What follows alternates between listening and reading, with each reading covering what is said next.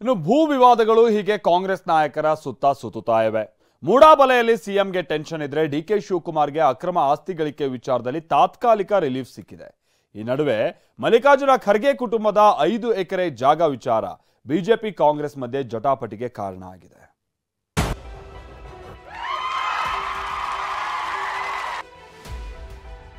ಆದಾಯ ಮೀರಿ ಆಸ್ತಿ ಗಳಿಕೆ ಕೇಸ್, ಡಿಕೆಗೆ ತಾತ್ಕಾಲಿಕ ರಿಲೀಫ್.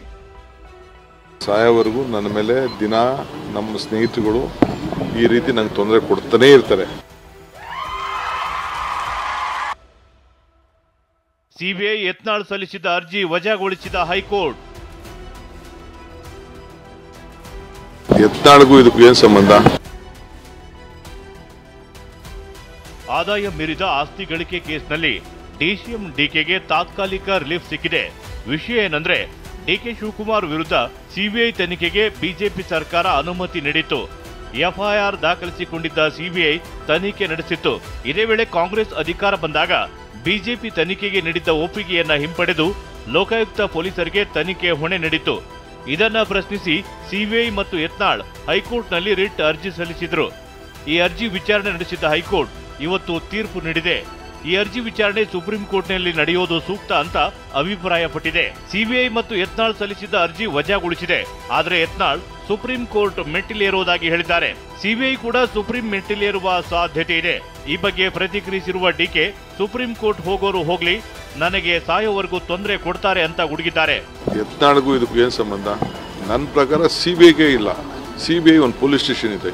ನಾನು ಸಾಯಗಂಟ ನನ್ನ ಮೇಲೆ ಇದಿದ್ದೆ. ನನ್ನ ಯಾರು ಡೈಜೆಸ್ಟ್ ಮಾಡ್ಕೊಳ್ಳೋದಿಲ್ಲ. ನಾನು ಸಾಯೋವರೆಗೂ ನನ್ನ ಮೇಲೆ ದಿನ ನಮ್ಮ ಸ್ನೇಹಿತರುಗಳು ಈ ರೀತಿ ನಂಗೆ ತೊಂದರೆ ಕೊಡ್ತಾನೆ ಇರ್ತಾರೆ.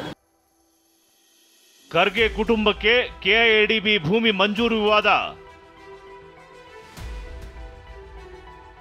ಛಲವಾದಿ ಹಳೆ ಕೇಸ್ ಕೆದಕಿದ ಸಚಿವ ಎಂಬಿ ಪಾಟೀಲ್. ನಾರಾಯಣಸ್ವಾಮಿ ಗೊತ್ತಲೇ ಶೆಡ್ ಗಿರಾಕಿನ ನೀವು ಹೇಳಿರೋದು ಶೆಡ್ ಗಿರಾಕಿ ಅಂತ. ಹೌದು, ನಾನು ಶೆಡ್ ಗಿರಾಕಿ, ನಾನು ಭಾರಿ ದೊಡ್ಡ ಗಿರಾಕಿ ಅಲ್ಲ.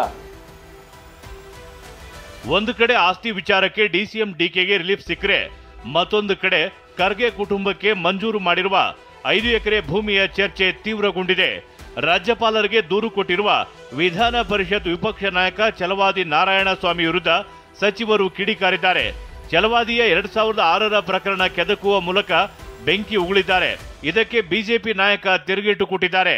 ಮೈಸೂರಿನ ಹೆಬ್ಬಾಳ್ ಕೈಗಾರಿಕಾ ಪ್ರದೇಶದ 2ನೇ ಹಂತದಲ್ಲಿ ನಿವೇಶನ ಸಂಖ್ಯೆ 57P1 8,029 ಚದರ ಮೀಟರ್ ಅಂದರೆ 2016 ಎಷ್ಟು ವರ್ಷ ಆಯ್ತಿದೆ? 24. ಅವರು ಒಂದು ಜಮೀನು ಪಡೆದುಕೊಂಡಿದ್ದಾರೆ. ಮೊದಲು ಅವ್ರು ಏನು ಹೇಳ್ತಾರೆ, ಇದು 2 ಎಕರೆ ನನಗೆ ಬೃಂದಾವನ್ ಸಾಫ್ಟ್ವೇರ್ ಟೆಕ್ನಾಲಜೀಸ್ ಎನ್ನುವ ಹೆಸರಿನ ಉದ್ಯಮದಲ್ಲಿ ಸ್ಥಾಪಿಸ್ತೇನೆ ಅಂತ ಹೇಳ್ತಾರೆ. ಈಗ ಅದು ಬೃಂದಾವನ್ ಟೆಕ್ನಾಲಜೀಸ್ ಏನಾಯಿತು ನನಗೆ ಗೊತ್ತಿಲ್ಲ. ನಾನು ಮೊದಲು ತಗೊಳ್ಳುವಾಗ ಸಾಫ್ಟ್ವೇರ್ ಅಂತಲೇ ಮೆನ್ಷನ್ ಮಾಡೋದು. ಆದರೆ ರೂಲಲ್ಲಿದೆ, ನೀವೇನಾದರೂ ಅದನ್ನು ಮಾಡಲಿಕ್ಕಾಗಿಲ್ಲ ಅಂತಂದರೆ ಪ್ರಾಜೆಕ್ಟ್ ಚೇಂಜ್ ಮಾಡ್ಕೊಳ್ಬೋದು ಅಂತ ವೇರ್ ಹೌಸ್ ಅಂತ ಮಾಡಿದ್ವಿ. Warehouse, Brindavan warehouse, ಬೋರ್ಡನ್ನಷ್ಟೇ. ಶೆಡ್ ಕಟ್ಟುವ ಯೋಗ್ಯತೆ ಇಲ್ಲವೆಂದ ಎಂಬಿ ಪಾಟೀಲ್. ಛಲವಾದಿ ನಾರಾಯಣಸ್ವಾಮಿ ವಿರೋಧ ಪಕ್ಷದ ನಾಯಕರು, ವಿಧಾನ ಪರಿಷತ್ ಇವ್ರಿಗೆ 18 ವರ್ಷನಾಗ ಒಂದು ಶೆಡ್ ಕಟ್ಟುವಂಥ ಯೋಗ್ಯತೆನೂ ಇಲ್ಲ. ಒಂದು ಶೆಡ್ ಕಟ್ಟುವಂಥ ಯೋಗ್ಯತೆಯೂ ಇಲ್ಲ. ಇವರು ಮಲ್ಲಿಕಾರ್ಜುನ ಖರ್ಗೆ ಅವ್ರ ಬಗ್ಗೆ ಮಾತಾಡ್ತಾರೆ. ಇವ್ರಿಗೊಂದು ಶೆಡ್ ಕಟ್ಟೋ ಯೋಗ್ಯತೆ ಇಲ್ಲ ಅಂತ ಹೇಳಿದ್ದಾರೆ. ಎಸ್, ನನಗೆ ಯೋಗ್ಯತೆ ಇದ್ದಿದ್ರೆ, ನಾನು ಎಲ್ಲಾದರೂ ಲೂಟಿ ಮಾಡಿದ್ದಿದ್ರೆ, ನಾನು ಕೋಟ್ಯಾಧಿಪತಿ ಆಗಿದ್ದಿದ್ರೆ ಖಂಡಿತ ಅವ್ರು ಹೇಳೋದು ಸರಿ. ದೊಡ್ಡದಾಗಿ ನಾನೊಂದು 50 ಎಕರೆ ತಗೊಂಡು ಕಟ್ಬೋದಾಗಿತ್ತು. I came from a dust ಅಂತ ಹೇಳಿದ್ದೀನಿ. ನಾನು ಧೂಳಿನಿಂದ ಬಂದಿರೋನು. ನನಗೆ ಅಷ್ಟೆಲ್ಲ ಯೋಗ್ಯತೆಗಳು, ಶ್ರೀಮಂತಿಕೆ ನನಗಿಲ್ಲ. ಇಬ್ಬರ ಮಾತಿನ ಕದನ ಇಷ್ಟಕ್ಕೆ ನಿಲ್ಲುತ್ತಿಲ್ಲ.